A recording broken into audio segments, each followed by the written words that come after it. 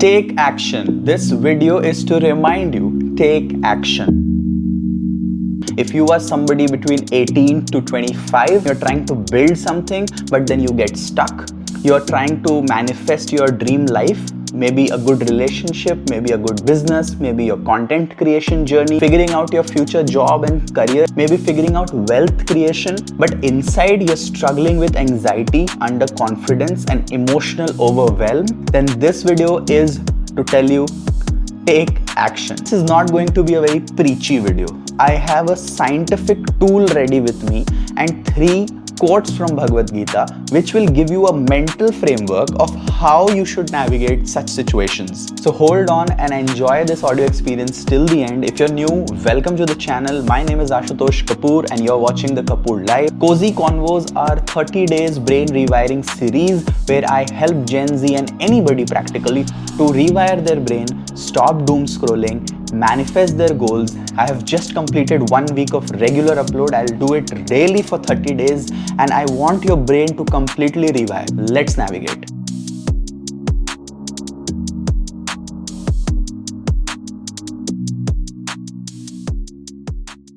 The first thing you need to understand is emotional hijack. The basic science behind getting emotionally hijacked can be studied from a book called Emotional Intelligence by Daniel Goleman. The main organ or the main body part involved here is amygdala. While the prefrontal cortex is the rational mind, but once there is a situation which triggers us, which triggers a fear or previous stress response, amygdala surpasses the rational mind pathway and goes on to show us the reactionary thought.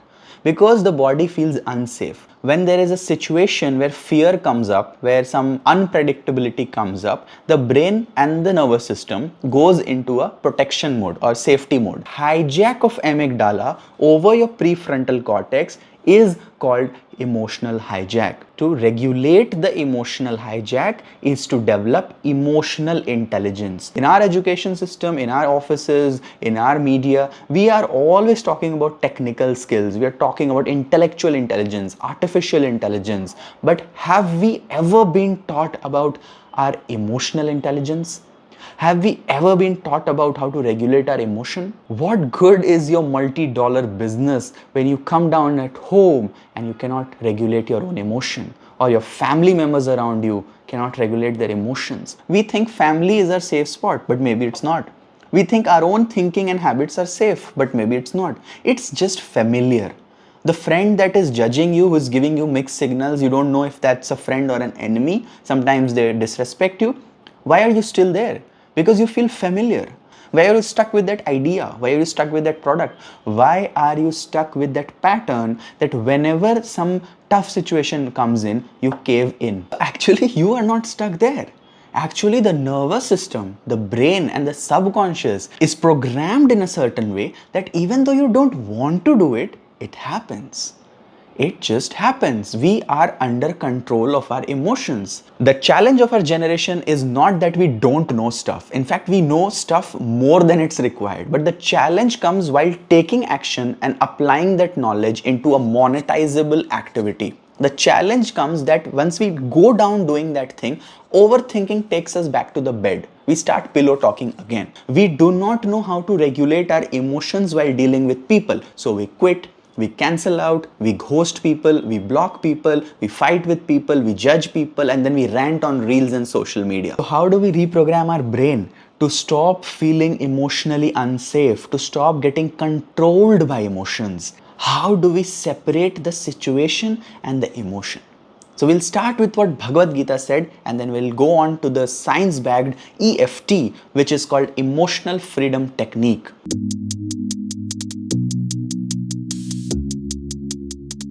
Let's understand the philosophy and cultural context. Arjuna, a great warrior, knew everything just like you. He was sharp, he was, very much focused. When he was asked to, focus his arrow on a fish, and he said, I just look at the fish eye. I don't think anything else. I just look there. And Arjuna was like, totally talented guy, just like you. Okay. But the day when the battle started, Arjuna saw his own teacher, his own cousins, his own uncles. He saw all the family members. everyone with whom he grew up in childhood playing and having fun and learning and sharing good memories. Slowly, he was emotionally controlled and hijacked. And you know what happened? His bow and arrow dropped. He was shivering. What happened then? That is where Krishna started telling him the truths of life. So there are 3 quotes in Bhagwat Gita which might be helpful. You can take note of it, just hold on, store this video, share this or save this video. The first one is 2.47, which is very famous. Karmanyavadhika raste ma phaleshu kadachana ma karma phal hetur bhurmate sangotsva karmani. It's like, do the action, don't think about the fruits of the action. The moment we attach fruit, we attach emotion. And the moment we attach emotion, we stop thinking and looking at the situation objectively. Then it becomes about me. My reputation will go on. No. I don't care about anything.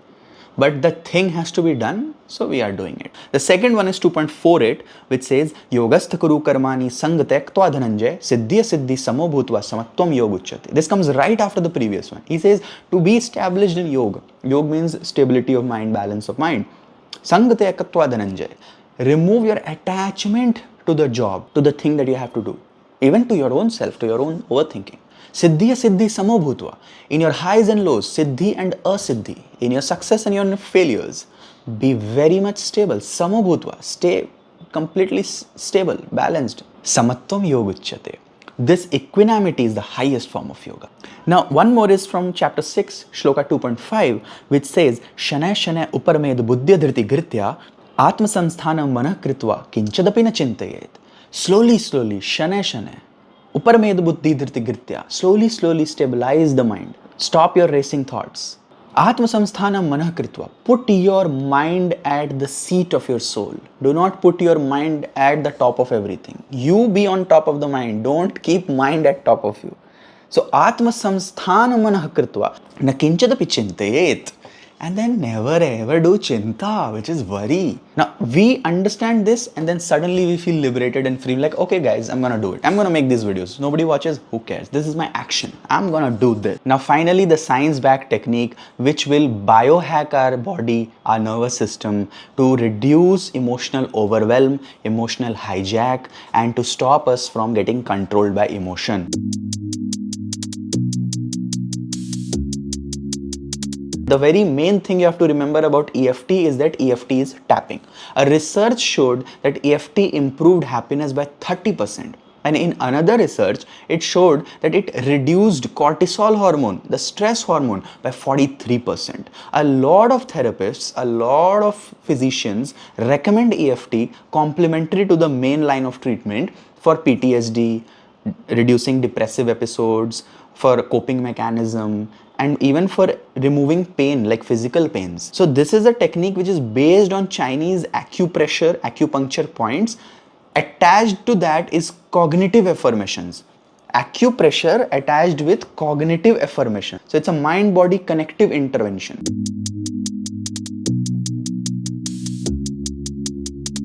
So total there are 5 steps. Okay, let's begin with step 1. Step 1 is to sit calmly first of all and identify an issue. The very issue that you're facing. So let's say in 2 hours you have to do something and you're facing that emotional overwhelm. Or let's say by tomorrow you have to give an answer, reply to an email, some big decision has to be taken, you're feeling overwhelmed. So you go in your room and identify the situation. Naming the situation separates you from the situation. Now the second step, after you name the situation, rate the intensity of the situation on a scale of 1 to 10. It can be a negative situation, but it can also be a positive situation. For example, I was an anchor, so I was about to invite Farhan Akhtar to the stage. So before that, the manager gave me a whole damn introduction of Farhan Akhtar. And within 15 minutes, I have to memorize most of it with the sponsor names and everything and go in front of 5,000 people on the stage and put up the act and do that. Now, before that, what I'm feeling, that is where you biohack the system. You cannot talk about it that time. You're busy with your preparation. So then you biohack the system. Third step is self-acceptance. Now you say that situation, that one line, that this is the situation at hand, and then attach one line. What do you attach with that? Take note. I deeply and completely accept myself. Example, even though XYZ has happened and I have to deal with it, comma or full stop, I deeply and completely accept myself. Take your left hand's karate point. Please listen carefully. Left hand's karate point. This is the karate point. Take the left hand's karate point, and there are meridians here as per the traditional Chinese medicine. From your right hand's 2 fingers, tap here with closed eyes and say the statement 3 times. Even though XYZ, I deeply and completely accept myself. I am excited about this presentation that is going to happen. I'm feeling a little anxious, but I deeply and completely accept myself. 3 times you will say that. This is step 3. Now we move on to step 4. Step 4 is naming that one emotion that you're feeling. Anxious, challenging, excited, inspired, or fearful. I name that feeling. Now that feeling, that emotion is controlling us that moment. And freeing ourselves from that emotion is the logic behind emotional freedom technique. That is why the topic is stop getting controlled by your emotions. Finally, the 5th step and the most exciting step, which is the tapping step. So there are acupressure points, major acupressure points where emotions are stored. These points have to be tapped. So we'll take 2 fingers, start tapping 5 to 7 times at each point, which I'm going to tell you right now. And while tapping, you repeat that emotion. That is all. Just that word. Let's say it's excitement. Okay. So then first point is between the eyebrows, center, third eye. The second is side of the eyebrows. The third is under the eyes. These are also sinus points, so you will automatically feel relaxed. Then we go under the nose, on the upper lip. Keep repeating that emotion. Chin, jaws, collarbone,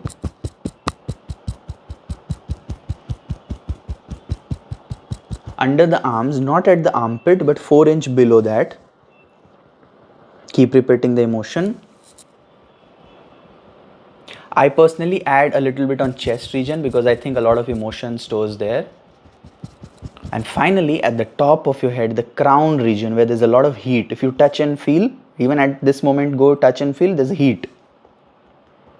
Slowly stop the tapping and we move on to the last step where we rate the situation again. Now ask yourself, even though I'm going to host for Farhan Akhtar and I'm feeling anxious, what is the intensity of this situation? Now I would rate it 6. That is all.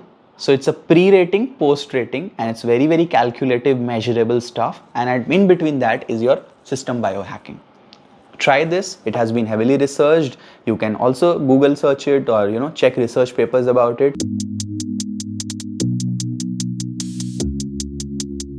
When it comes to that panic attack, when it comes to that emotional indecision, when it comes to that, oh my God, should I end my life? Who is going to talk about that? Who has taught us that in school? Nobody.